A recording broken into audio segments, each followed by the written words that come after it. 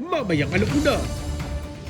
Mga hakbang ng pamahalaan sa pagpapalakas ng paggamit ng Pilipinas sa mga kasunduan sa ilalim ng World Trade Organization, lalo na para mas ma-integrate ang mga MSME sa global market, tinalakay ng komite sa Kamara.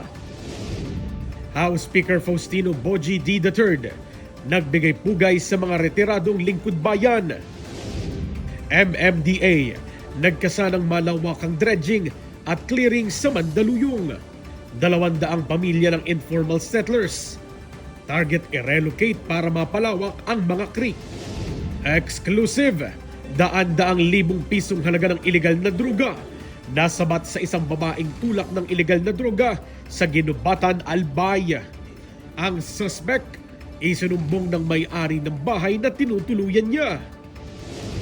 At Pangulong Ferdinand R. Marcos Jr., pinangunahan ng personal na paghahatid ng tulong sa mga biktima ng sakuna sa Bicol Region.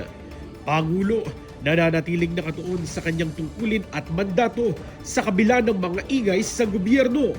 Abangan lahat ng yan sa Alauna sa Balita, dito lang sa Congress TV at IBC.